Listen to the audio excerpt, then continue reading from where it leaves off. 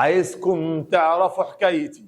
مالك يا ابراهيم؟ قال لي يا مستر البت شلبيه ام جلبيه سابتني. واحنا دلوقتي لما نسمع قصه ابراهيم هتعمل ايه؟ قال لي يا مستر امبروف، هتحسن الوي اللي وي ثينك بنفكر بيها عشان ما تفكرش في شلبيه تاني، او understand the world ونفهم العالم حواليها.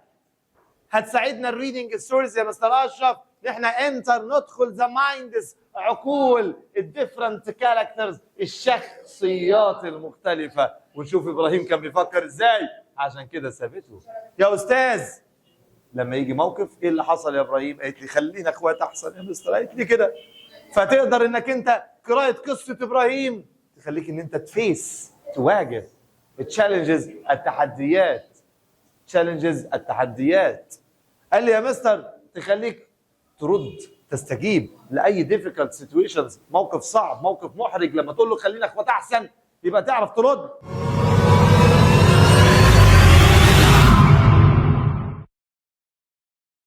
السلام عليكم ورحمه الله وبركاته، اهلا بكم حبايبي طلاب ثالثه اعدادي. النهارده ان شاء الله الجزء ده بقى هنشرح فيه الفوكاب، الكلمات. انا مشكلتي في حفظ الكلمات، لا انت لو ركزت بالطريقه اللي احنا هقول لك عليها دي هتعرف تكتب، تحفظ الكلمات كويس، وكمان تعرف تكتب باراجراف. اوكي؟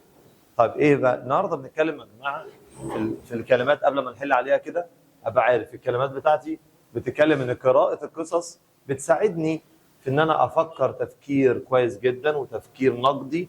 فهنا بنقول ان هي اللي بتشكل الاور ثينكينج بتاعنا. كلمه اور ثينكينج يا مستر يعني التفكير بتاعنا. يبقى الشاطر يقول لي بقى قراءه القصص بتشكل التفكير ايه بتاعنا، يعني هي اللي بتخليك بتفكر ازاي. تخيل هحكي لك قصه كمان شويه كده بتاعت الفوكس وبتاعت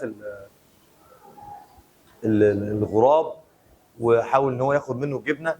فاحنا لما نقعد نقرا القصه مش عايز كلام.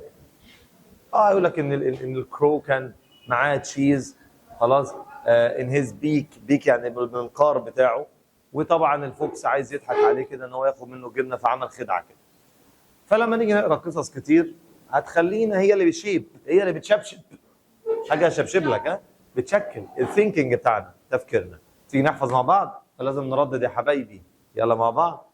reading stories، قراءة القصص. reading stories، reading stories، reading stories، reading stories.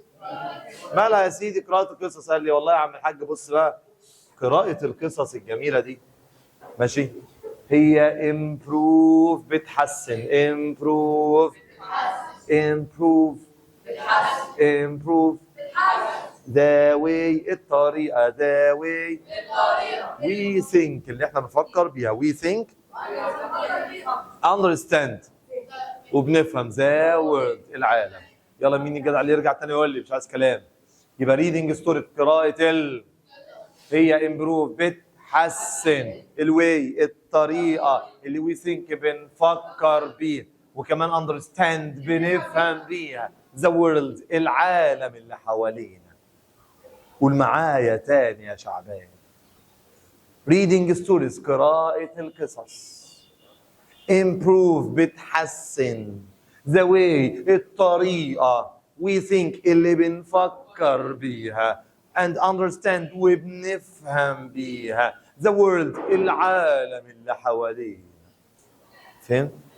يبقى لما اجي اسالك يعني اقول لك the way، طريقة we think understand the world، ليه؟ اللي حوالينا. هي ايه دي؟ reading stories قراءة ايه؟ تعرف تكتب لي جملة كده في باراجراف. reading stories، ايوه. help us بتساعدنا، ايوه. improve بتحسن، ايوه كده يعني. فاهم ازاي؟ improve بتحسن ايه مثلا؟ the way، الطريقة we think اللي بنفكر بيها and understand the world around us. قال لي ماشي. تاني حاجة reading stories enter، بتدخل، بتخليك بقى ان انت بتساعدك ان انت enter the minds، ادخل العقول بتاعه البشر، الكاركترز، الشخصيات. تاني يا استاذ. يبقى هي هيلب اس، بتساعدنا ان احنا انتر، ندخل ذا مايندز اوف ذا كاركترز، يعني عقول الشخصيات بتاعت الناس اللي حوالينا. اعرف انت بتفكر منين، هنا فيه ايه بالظبط. خلاص ولا اقول لك؟ نشوف. طيب قولوا يا جماعه انتر، بندخل انتر. انتر بتدخل قراءة القصة اللي تساعدك انك انتر. مش شايف ان ازاي انتر. انتر the minds of different characters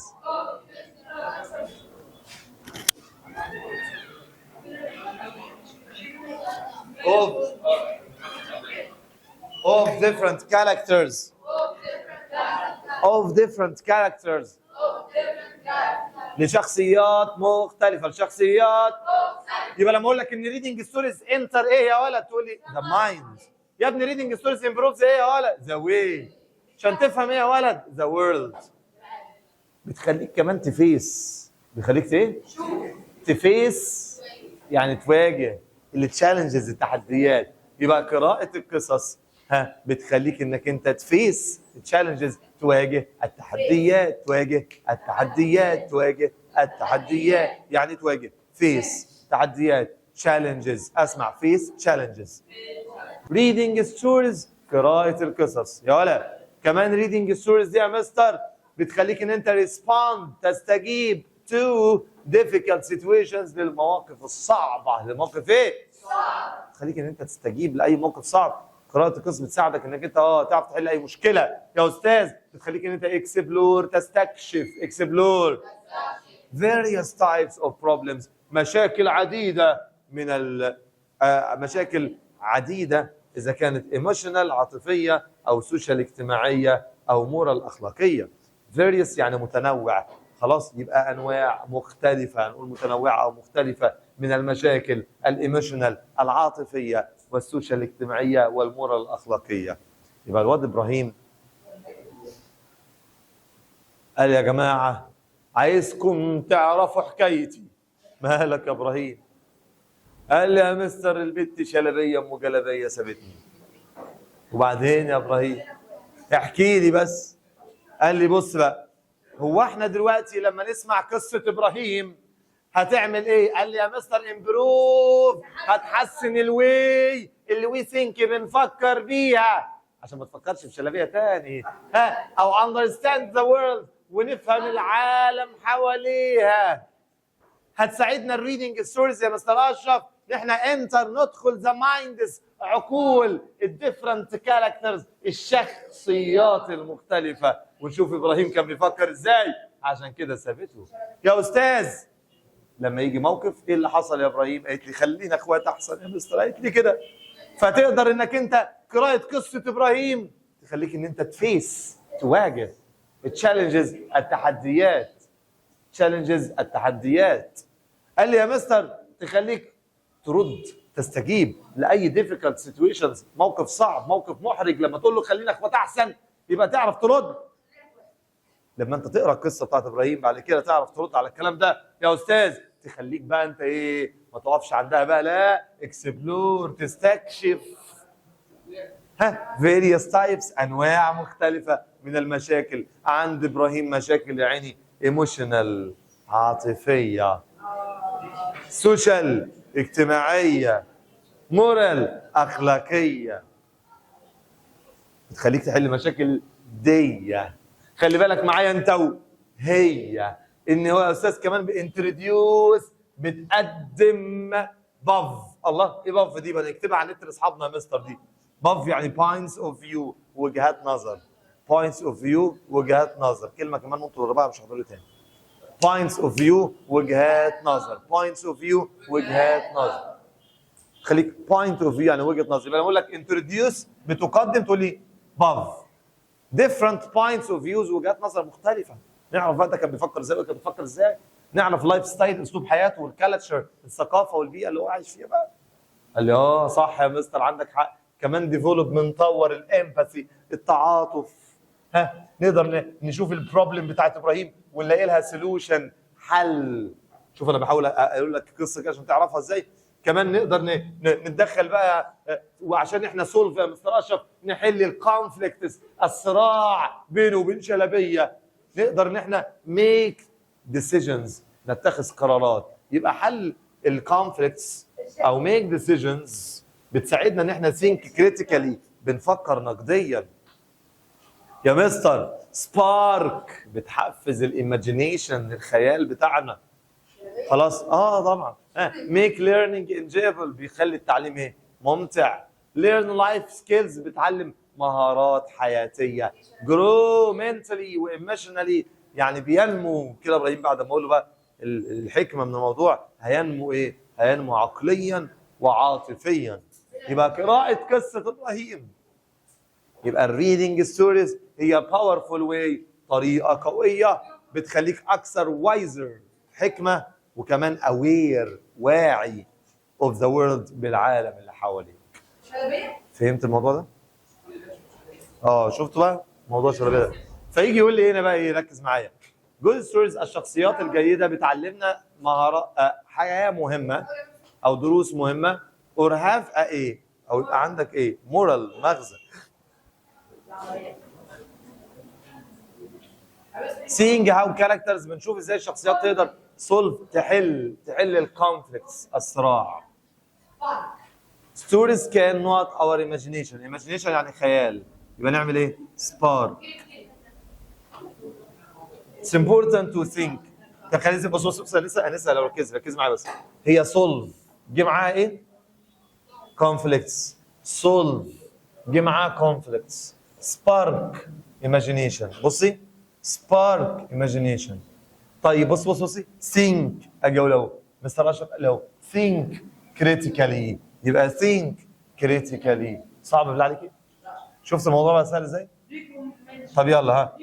المدرس اعطى له بعض الريكومنديشن، توصيات. طب بص يا استاذ لو سمحت، قراءة القصص بتساعدنا ان احنا نبقى وايز اند مور ايه اوف ذا وورلد، او حكماء واوير اوف ذا وورلد، اكثر وعيا. طب ناس كتير يا جماعه بتحب قراءة القصص لان هي نقط ذم. انترتين ذم، يعني ايه انترتين؟ بتسليهم. انترتين يا اولاد يعني ايه؟ بتسلي. طب يا استاذ ثرو ستوريز، من خلال القصص بندخل بص انتر تحت ايه صح؟ قال لك بندخل ايه؟ ذا مايندز، عقول. يبقى انتر ذا مايندز. يا استاذ قراءة القصص انتروديوس، مستر اشرف قال لي اهو انتروديوس اهي يا استاذ. بصي بتقدم different points of view. يبقى اهو، يبقى بتقدم different points of view. التعاطف هي القدرة على ايه؟ another person's feelings، فهم شعور الآخرين أو الآخر. understand.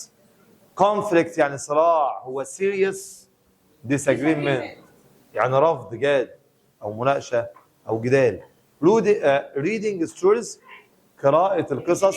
develops يا أستاذ كلمة develop قلتها لنا أنت من شوية. develop empathy، و develop إيه تاني؟ يعني بتطور our إيه؟ imagination. we should be، يجب ان احنا نبقى ايه؟ لسه قايل لك واعي، aware، عشان نبدا. او cause something to happen is to يحفز او يثير، spark in a careful and thoughtful way، بطريقه حريصه. معناها ان انت بتعمل ايه؟ critically. يعني ايه critically؟ نقديا. احمد زكي acted out، مثل ايه؟ شخصية السادات، كاركتر. when you ايه mentally، اسمها ايه mentally؟ في الاخر قلناها بس اسمها ايه؟ او اسمها ايه؟ grow mentally و emotionally. يبقى اقول لك هنا اهو grow mentally. بالله عليكم مش القصة اللي هي دي كده لميت لك الليلة كلها ولميت لك الكلمات؟ طيب حلو قوي. كل اللي حضرتك هتعمله دلوقتي هتحفظ الفوكاب. طبعا ادي القصة اهي كده. في الفيديو اللي فات شرحنا الجرامر، وادي فيديو الكلمات. خلاص هيبقى في فيديو تاني بقى الحل ان شاء الله لكتاب المعاصر كله. هنكتب حفظ على الصفحه دي. خلاص 237 و238 239 240 ده كده الحفظ بتاع الكلمات والواجب بتاعي. وهنبقى المره الجايه في فيديو حل الواجب. اسمعني بقى يا ولد، اقول اهو كل حاجه تاني. الدرس الاول والثاني هيبقى معانا واجب. لو عجبك الفيديو، في شغل على المنصه كتير جدا، وفي محاضره ديالوج مهمه، اعمل لايك شير، سبسكرايب للقناه. اشوفكم على خير والسلام عليكم ورحمه الله.